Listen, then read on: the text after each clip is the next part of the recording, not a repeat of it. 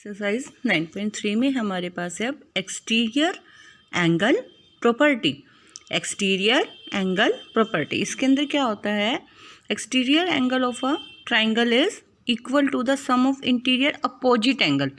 जो इंटीरियर में opposite angle होते हैं, जैसे ये हमारी ट्राइंगल बन गई, ये वाला एंगल दो अंदर वाले हो गए, इसके सामने अपोजिट बाहर की साइड, तो ये क्या हो गया इसका एक्सटीरियर एंगल। इन दोनों का प्लस इस एंगल के इक्वल आएगा। इसी तरीके से अगर हम ये वाला एंगल ले लें, ये दोनों एंगल, तो इनका प्लस ये वाले एंगल के इक्वल आएगा। Clear? Sum exterior angle property में exterior angle of a triangle is equal to the sum of interior opposite angle. Exterior angle of a triangle is greater than the either of the interior opposite angle. वो naturally बात है, क्योंकि जब कोई भी चीज़ किसी दो चीज़ का प्लस है तो वो नेचुरली एक एंगल से तो बड़ा होगा ही होगा। So hence we can say that exterior angle of a triangle is greater than the interior opposite angle. अब इसके साथ साथ हमारे पास एक और प्रॉपर्टी है कि sum of two sides must be greater than third sides. जैसे ये ट्राइंगल है, इसके अगर दो साइड का प्लस तीसरे से बड़ा होता है in each and every case, यानी कि तीनों केसेस में, फर्स्ट टू साइड का प्लस थर्ड से इक्वल, सेकंड और थर्ड का प्लस फर्स्ट से इक्वल, फर्स्ट और थर्ड का प्लस सेकंड से इक्वल, अगर ये चीज़ सेटिस्फाई करती है तो yes we can say that कि we can make triangle with all three sides. अगर तीनों में से एक भी सेटिस्फाई नहीं होती ना, तो हम इसकी ट्राइंगल नहीं बना सकते हैं। इसी तरीके से देखिए, जैसे क्वेश्चन नंबर 11 में है, O is the interior of ABC। O is the interior of ABC। O कोई पॉइंट है ट्राइंगल ABC में, ठीक है, which is the statement true. ये हमें यहाँ पे डी लिखा हुआ है, सपोज करो इसको ओ मान लो, ओ पॉइंट हो गया। अब ये अगर हम ट्राइंगल लेते हैं AOB, OAB या AOB, इस ट्राइंगल के क्या होएगा, OA plus OB greater than AB, क्योंकि दो साइड का प्लस क्या होना चाहिए, थ्री साइड से इक्वल। ऐसे ही अब हमारी एक्सरसाइज स्टार्ट होती है 9.3। Find the value of x. X की वैल्यू फाइंड आउट करनी है by exterior angle property. By exterior angle property.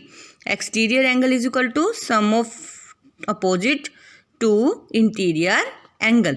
X is equal to, so we can say that 65 प्लस 35 100 डिग्री। अब यहाँ पे हमें इन दोनों के अपोजिट क्या है, 115। वन एंगल दे रखा है, तो हम x की वैल्यू निकालने के लिए वन एंगल को माइनस कर देंगे, क्योंकि दोनों का प्लस इक्वल आता है, तो हम सेकंड वाला अपना एंगल फाइंड आउट कर सकते हैं। सिमिलरली ये वाला जो साइन होता है, ये हमारा 90 डिग्री का एंगल B हमारे पास 90 है, तो 165 में से हम 90 को माइनस कर देंगे, तो हमारे पास x की वैल्यू आ जाएगी। इसी तरीके से D पार्ट में 130 में से हम 15 को माइनस करेंगे।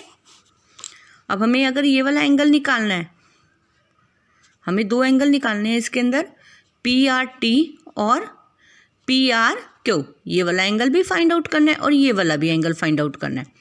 तो ये वाला तो एंगल इनके किसके प्लस हो जाएगा, इन दोनों के प्लस के, यानी कि 60 और 15 115 degree by exterior angle property. Exterior angle is equal to sum of interior opposite to angle. अब ये दोनों क्या बन रहे हैं, लीनियर पेयर, या आप इसको एंगल सम प्रॉपर्टी से भी निकाल सकते हो। ट्रायंगल के तीनों एंगल का सम 180 होता है ना, तो हम इस now question number 3 we have to find out the value of x and y. अब हमें एक्स और वाई की वैल्यू फाइंड आउट करनी है। 70 और एक्स है, यहाँ पे 7 लीनियर पेयर बन रहा है ये, तो यहाँ से 180 में से माइनस करके 70, 180 में से कितना आ जाएगा, 110। एंगल सम प्रॉपर्टी से भी हम यहाँ पे y की वैल्यू निकाल सकते हैं। अदरवाइज y प्लस 20 ये एक्सटीरियर एंगल हो गया इसके अपोजिट, y की वैल्यू कितनी आ गई 50, और एंगल सम प्रॉपर्टी से अगर हम निकालते हैं तो वो भी वैल्यू क्या आ रही है 110। लेकिन हम जिस भी क्वेश्चंस में जो भी प्रॉपर्टी का यूज़ करते हैं उसे हमें प्रॉपर मेंशन करना होता है। अगर हम मेंशन नहीं करते तो वो वैल्यू वहाँ पे हम नहीं लिख सकते। अब यहाँ पे अगर हमने ट्रायंगल की लगाई है तो by angle sum property of triangle. Linear pair की लगाते तो हम यहाँ पे क्या लिखते, angle x plus 70 degree is equal to 180 degree by LP। अब यहाँ पे क्या लिखेंगे हम,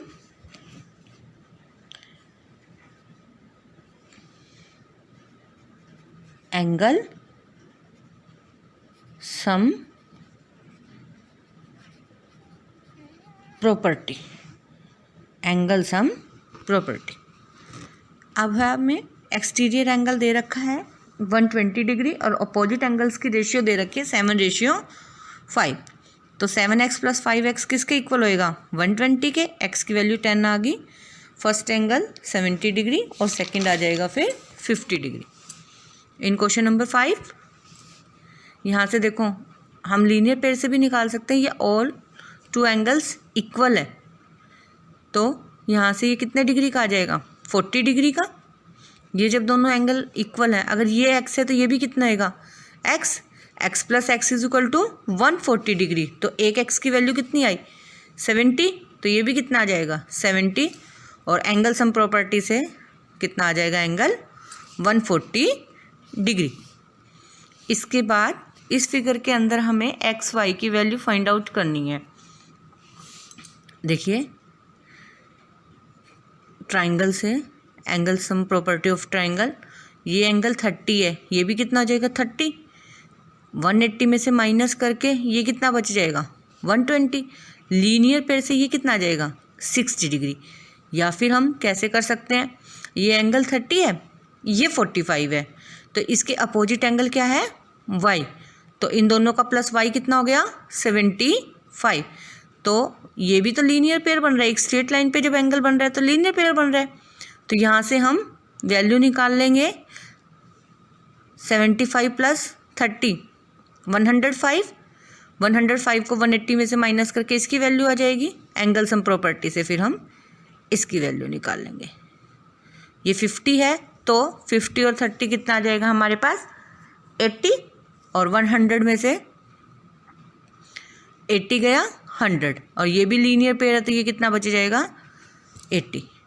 एंगल सम प्रॉपर्टी से ये इन दोनों के अपोजिट एंगल है, ये देखो ये भी बाहर की साइड है, या हम सीधा भी लिख सकते हैं ये दोनों एंगल इंटीरियर एंगल, इसके अपोजिट 80 डिग्री x। इसी तरीके से इन दोनों के एक्सटीरियर प्रॉपर्टी से ये भी कितना हो जाएगा 75 डिग्री। नेक्स्ट ये वाला एंगल हमारे पास 90 डिग्री है, यानी कि ये पूरा एक्सटीरियर एंगल है इन दोनों के। 80 और 30 110, 80 और 30 110, तो 110 में से 90 गए 20, तो x की वैल्यू कितनी बच गई यहाँ पे हमारे पास 20 डिग्री। ठीक है। इसके बाद जब दो हमारे पास इंटरसेक्टिंग लाइन आती हैं तो 60 के वर्टिकली अपोजिट है, तो ये भी एंगल किसके इक्वल होएगा 60 के। जब ये एंगल 60 की है तो सम ऑफ एक्सटीरियर प्रॉपर्टी से 120 में से 60 गए तो ए की वैल्यू भी कितनी आ जाएगी हमारे पास 60। Next similarly z plus 30 is equal to 60 and 30 plus y is equal to x। तो ये z की वैल्यू कितनी आ गई 30, ये कितना हो जाएगा 150 लीनियर पेयर से। तो ये कितना आएगा हमारे पास, यहाँ से हम लीनियर पेयर से भी निकाल सकते हैं, एक्सटीरियर प्रॉपर्टी से भी निकाल सकते हैं, वो हमारी मर्जी। तो ये भी कितना आएगा 120। ठीक है। अब हमारे पास क्वेश्चन नंबर 10 है, ये पूछा हुआ है कि कौन सी प्रॉपर्टी सही है। BP plus PC, BP plus PC greater than BC, यानी कि sum of two sides is greater than third side. तो BP और PC BC से बड़ी है, यानी कि yes in triangle BPC, in triangle BPC। Next में है AP plus PC, AP plus PC less than AC। ये तो इस ट्रायंगल की थर्ड साइड होगी। थर्ड साइड छोटी नहीं होती, थर्ड साइड क्या होती है, दो साइड के प्लस से बड़ी होती है, तो ये नॉट सेटिस्फाई।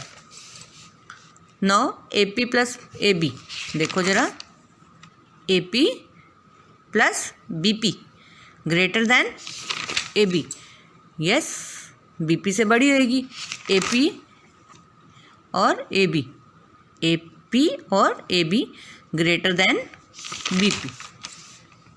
यस, क्योंकि ये हमारी sum of two sides is greater than third sides condition को सेटिस्फाई करती है। तो यस, क्वेश्चन नंबर 11 में हमें इसी से प्रूव करना है कि हमें 3 लेंथ दे रखे कि ये बताना है कि वो ट्राइंगल की प्रॉपर्टी को सेटिस्फाई करती है या नहीं, यानी कि लेंथ ऑफ द ट्राइंगल है या नहीं है। सम ऑफ टू साइड तीनों हमें करके दिखाने हैं, हम ये नहीं है कि एक से ही शो कर देंगे। 2 + 5 ग्रेटर देन 4 होना चाहिए, ठीक है। उसके बाद 5 + 4 ग्रेटर देन 2, 2 4 + 4 ग्रेटर देन 5। अगर तीनों कंडीशन में येस आ जाता है तो क्या आएगा, यहाँ पे क्या आ रहा है, तीनों कंडीशन में येस आना चाहिए। हम यहाँ पे क्या लिखेंगे, येस येस येस। अगर एक में भी नो आ जाता है तो हम क्या लिखेंगे, no they are not the length of the triangle. अब तीनों में येस आ रहा तो yes they are the possible length of the triangle. देखो 4 + 5 9 होता है, 9 10 से छोटा होता है, बड़ा नहीं है, तो यहाँ पे क्या आ गया, नो। और इन दोनों में क्या आ रहा है हमारे पास, येस। तो क्या करेंगे हम, अगर येस आ रहा है तो हम लिख देंगे तीनों में येस। अगर एक में भी नो आ जाता है तो no they are not the possible length of the triangle. Same है सारे क्वेश्चन। अब हमें ये गिवन है क्वेश्चन नंबर 12 में कि in triangle ABC P is a point on the sides of the BC। एक पॉइंट है ट्राइंगल ABC में, P कोई पॉइंट है, हमें ये प्रूव करना है कि तीनों साइड का प्लस ग्रेटर देन 2AP होता है। दो ट्राइंगल बन रही है, हमें पता है कि हमें देखो ग्रेटर देन बताना है AP को, तो हम इसके अंदर क्या लिखेंगे, इन ट्राइंगल ABP, AB और BP ग्रेटर देन किसके हो गया, AP के, क्योंकि हमें AP ही शो करना है तो इसलिए हमें AP ही लिखना पड़ेगा। AB plus BP greater than AB। अब इसी ट्राइंगल में इसी तरीके से अभी इसमें भी AP बताना है हमें, AC plus PC greater then AP। अब इन दोनों को अगर हम ऐड करते हैं तो हमारे पास ये आ गया, AB plus BP plus AC plus PC greater then AP। हमारे पास 2 AP तो आ गया, लेकिन क्या आ रहा है, BP और PC, जबकि हमें क्या चाहिए, BC। BP प्लस PC किसके इक्वल है, पूरा BC के, तो हम क्या लिख देंगे, AP plus BP plus PC PC के equal, AB plus BC plus CA greater than 2AB। Prove हो गया हमारा। नेक्स्ट क्वेश्चन में हमें अब बीच में पॉइंट दे दिया किसी क्वाड्रिलेटर के, ठीक है। एक ट्राइंगल थी ABC और उसके बाहर पॉइंट था O। ट्राइंगल ABC के बाहर पॉइंट था O, इनको आपस में हमने मिला दिया। अब इन्होंने ये पूछा है कि हमें ये प्रूव करना है कि 2OA OB OC greater than. अब हमें देखो, जो भी चीज़ हमें प्रूव करनी होती है ना, उस ट्राइंगल को उसी वे में लिख लेते हैं। फर्स्ट ट्राइंगल सपोज करो मैंने ली OAOC। अब देखो मेरे को ग्रेटर दिखाना है AB, तो इसमें मैं क्या लिखूंगी, AO plus OC greater than AC, OA plus OC greater than AC। ऐसे ही इस ट्राइंगल में अभी यहाँ पे क्या आएगा, ABO में AO BO greater than AB, OA OB greater than AB। ऐसे ही BC को निकाल लेंगे हम इस ट्राइंगल से।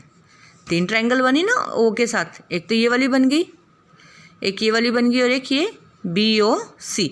अब इसी तरीके से लिखेंगे BO plus OC greater than BC। तीनों को जोड़ देंगे तो हमारे पास सेम आएगा कि OA 2 बार आ गया, OB जैसे देखो OA OA OB OB OC OC, 2OA plus 2OB plus 2AC greater than A plus B plus C। Hence our assumption is proved.